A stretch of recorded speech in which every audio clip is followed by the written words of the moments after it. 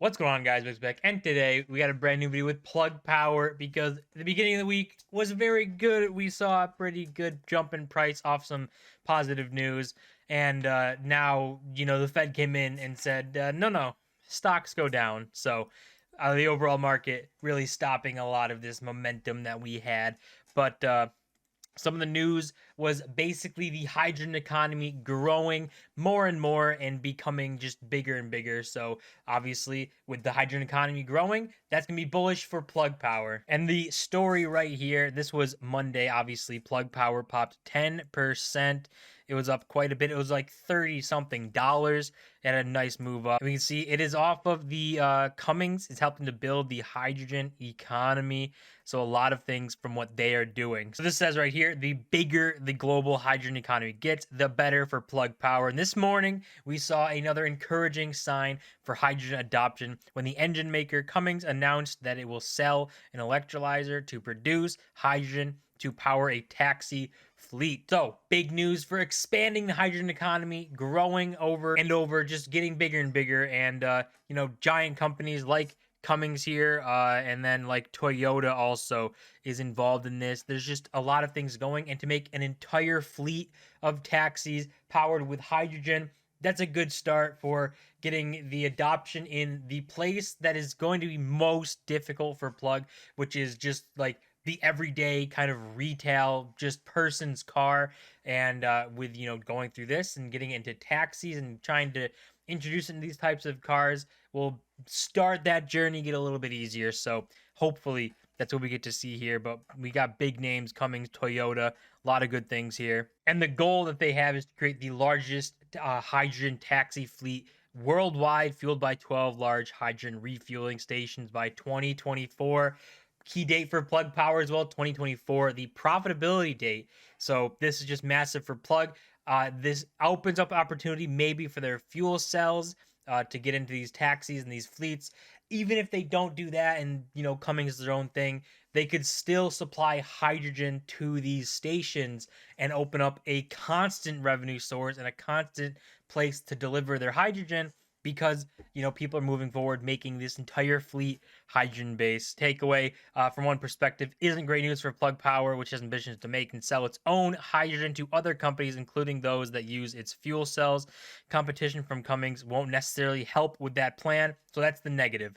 Is it's competition is going to take market share, do all these kinds of things, but it's also going to drive down the price of hydrogen. It's going to make it more usable for everything. So there's good things.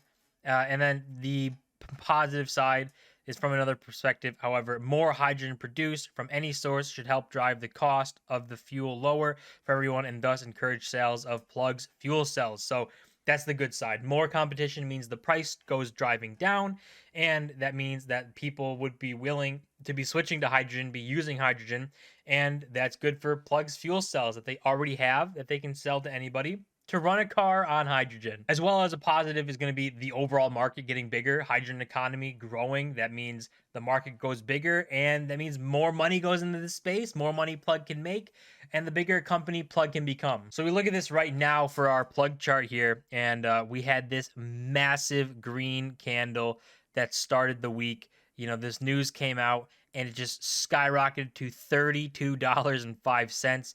Since then, we got a little bit of a pullback here to just over $30. This was all right, to be expected. Major news, kind of settle down, see what happens.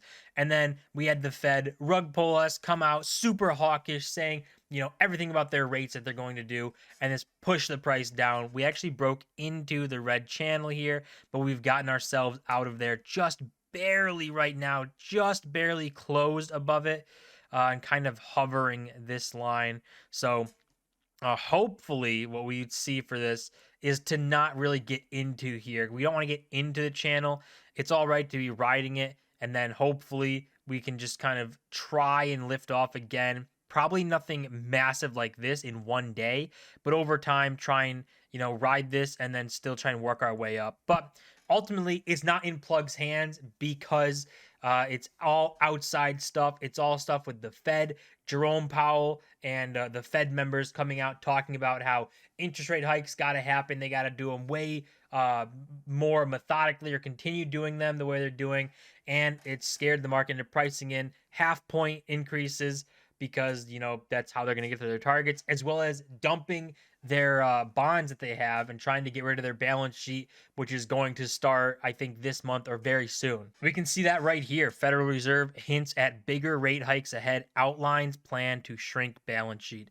This is what the market doesn't really want to hear because we've constantly already heard this, constantly priced it in, thought about it, and then the Fed comes back to this and says, you know, we got to get bigger rate hikes. We got to go harder than people thought we were going to before, and shrink the balance sheet and do it faster than ever before. So, a couple of things there. The big point here, right here.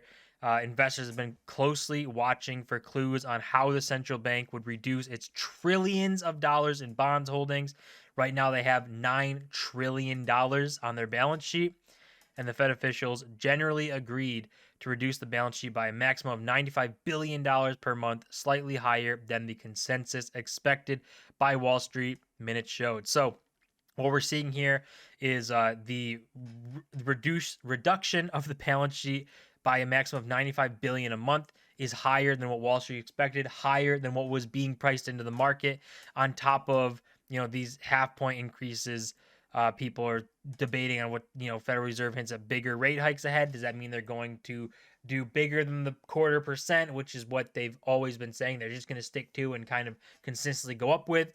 Are they going to go to half a point? That means that the market is pricing in the wrong stuff. It's got to price in the worst stuff, the worst expected news. So that's what the market's doing right now, and why Plug is ultimately doing this right now, because the entire market here, lots of red, and it's all out of the individual stocks' hands. It's an overall market thing and an overall sentiment thing with the Fed themselves. I mean, we can see it right here. The Dow Jones is down, the S&P is down, the Nasdaq's down, and the Russell 2K is down. Every single index is down. The VIX is up. It's actually down quite a bit from where it was before, like 35, but the VIX is up. Basically, what they're trying to do, though, is with these bonds here, which is with this 10-year. So with the talk and everything they're trying to do is bring the bond yield up and 10-year treasury bond yield up. So if we go to today, I think we should be able to see that they're started to kind of do that. So managed to get it to kind of start going up here and trending up a little bit. They want this to be up. They don't want the yield curve to inverse, which we talked about the other day, because that's super bad for the economy, super bad for everything, and could be forced, and it could force them to force a recession. So ultimately, this second candle move down is out of Plug's control, but it's not doing bad. It's doing pretty good here.